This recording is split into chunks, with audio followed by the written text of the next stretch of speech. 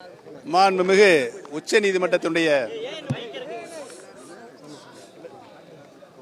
அறிவுரையின்படி அனைத்து இந்திய அண்ணா திராவிட முன்னேற்ற கழகத்தின் பல்வேறு தொண்டர்களின் உரிமையை பாதுகாக்கின்ற வழக்குகள்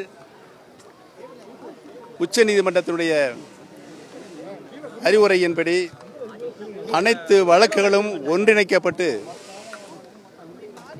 சென்னை தமிழகத்தில் இருக்கின்ற உயர்நீதிமன்றத்தில்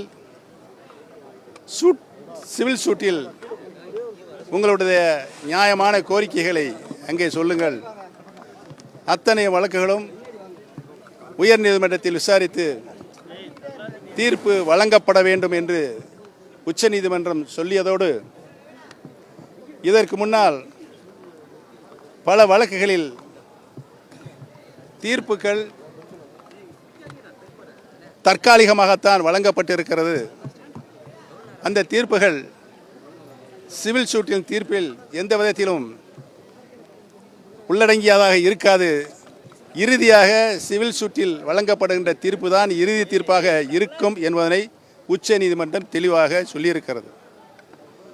இந்த நிலையில் ஈரோடு சட்டமன்ற தொகுதியினுடைய இடைத்தேர்தலில் தற்காலிகமாகத்தான் இரட்டை இலை சின்னம் ஒதுக்கப்பட்டிருந்த சூழ்நிலையில் அதற்கு பின்னால் வந்த இந்த உச்ச நீதிமன்றத்தினுடைய அறிவுரைப்படி சென்னை உயர்நீதிமன்றத்தில் அனைத்து வழக்குகளும் ஒன்றிணைக்கப்பட்டு விசாரிக்கப்பட்டு கொண்டு இருக்கிறது. ஆகவே அனைத்து இந்திய அண்ணா திராவிட முன்னேற்ற கழகத்தினுடைய தொண்டர்கள் உரிமை மீட்பின் குழுவாக நாங்களும் எங்களுடைய கோரிக்கையினை உயர்நீதிமன்றம் ஏற்று இரட்டை இலை சின்னம் யாருக்கு வழங்கப்பட வேண்டும் என்ற இந்த வழக்கில் அனைத்து தரப்பினரையும் விசாரித்து தீர்ப்பு வழங்கப்பட வேண்டும் என்று எங்கள் தரப்பின் வாயிலாக கோரிக்கை வைக்கப்பட்டது. அதனை உயர்நீதிமன்றம் ஏற்று அனைத்தினுடைய தொண்டர்கள் விருப்பப்படுகின்ற அளிக்கின்ற அனைத்து கோரிக்கைகளையும் உயர்நீதிமன்றம் பரிசீலித்து தீர்ப்பு வழங்கப்பட வேண்டும் என்று தீர்ப்பு வழங்கப்பட்டிருக்கிறது. உயர்நீதிமன்றத்தின் வாயிலாக உறுதியாக இரட்டை இலை சின்னம் தொண்டர்கள் திருக்கரங்கில் வந்து சேரும் என்பதை தெரிவித்துக் கொள்கிறேன்.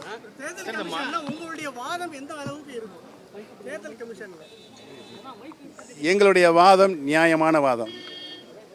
அனைத்து இந்திய அண்ணா திராவிட முன்னேற்ற கழகத்தினுடைய நிரந்தர பொதுச் செயலராக இதயம் டாக்டர் புரட்சி தலைவி அம்மா அவர்களை அனைத்து இந்திய அண்ணா திராவிட முன்னேற்ற கழகத்தினுடைய தொண்டர்கள் ஒன்று கூடி பொதுக்குழு ஒன்று கூடி நாங்கள் அம்மா அவர்கள் இந்த இயக்கத்திற்கு ஆற்றிய பணி 30 ஆண்டு காலம் கழகத்தினுடைய பொதுச் செயலாளர், 18 ஆண்டு காலம் தமிழகத்தினுடைய முதலமைச்சர், இப்படி பல நிலைகளிலும் நின்று இயக்கத்திற்கு வந்த சோதனைகள் எல்லாம் சாதனைகளாக உருமாற்றி யாராலும் வெல்ல முடியாத இயக்கமாக தமிழகத்தில் இருக்கின்ற சட்டமன்ற தொகுதிகள் 234 தொகுதிகளும் இரட்டை இலை சின்னத்தை போட்டியிடச் செய்து வெற்றி பெற்று அதோடு மட்டுமல்லாமல் நாடாளுமன்றத்தில் 3ஆம் நிலையை தேசிய கட்சியினருக்கு இணையாக 3ஆம் நிலையை புரட்சி தலைவர் அம்மா அவர்கள் தங்களுடைய இன்னுயிரை தந்து இந்த இயக்கத்திற்கு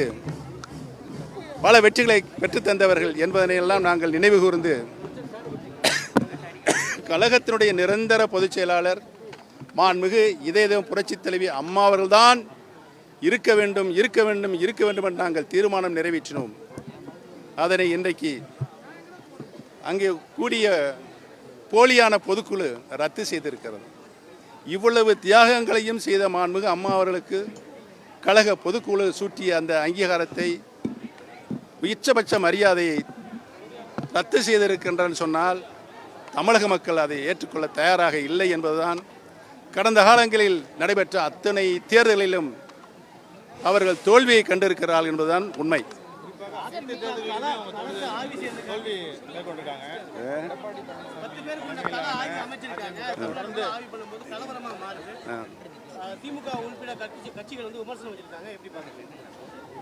அந்த ஆய்வெல்லாம் நீங்கள் பார்த்தீங்க. அந்த ஆய்வு எதுக்காக நடத்தப்பட்டது என்பது அவர்கள் விளக்கவும் இல்லை.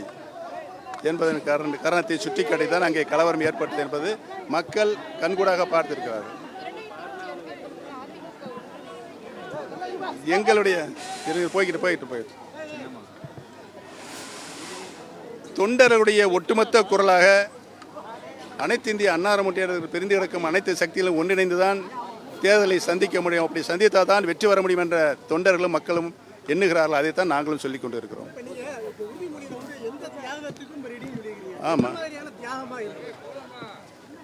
இதற்கு முன்னால் தேர்தல்களை சந்தித்த போதும் கழகத்துக்கு சோதனை வந்த போதும் தியாகங்கள் செய்து வெற்றிகளை குவித்த தொண்டர்களுடைய தியாகத்திற்கு இணையாக நாங்களும் அந்த தியாகத்தை செய்ய தயாராக இருக்கிறோம். அதாவது வெற்றி பெறறதுக்கு என்ன தியாகம் செய்யணுமோ அந்த தியாகத்தை செய்வோம். என்ன பதவி மீண்டும் அதிமுகவோட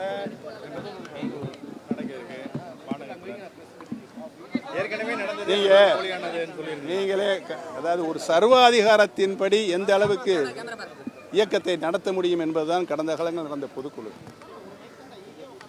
நான் அந்த பொதுக்குழுவின் வாயிலாக 3ஆம் நிகழ்ச்சியாக கழகத்தின் பொருளாளராக வரவு செலவுகளை வாசிக்க வேண்டும். அதற்கு கூட வாசிப்பதற்கு இடமளியாமல் கூட்டம் முடித்து வைக்கப்பட்டது என்பதெல்லாம் நீங்கள் எல்லாம் பார்த்திருப்பீர்கள். அதையெல்லாம் நீங்கள் நன்றாகவே பத்திரிகையில் எழுதுங்கள். அதுதான் ஜனநாயகத்தை காப்பாற்ற முடியும். தியாகத்தின் உறுதுணாக நீங்கள் பத்திரிகை மற்றும் தொலைக்காட்சி நண்பர்கள் நிறுவனங்கள் விளங்கி கொண்டிருக்கிறது. அந்த பணியை நீங்கள் செய்ய வேண்டும் என்பதுதான் எங்களுடைய தீராத அவாவாக இருக்கிறது.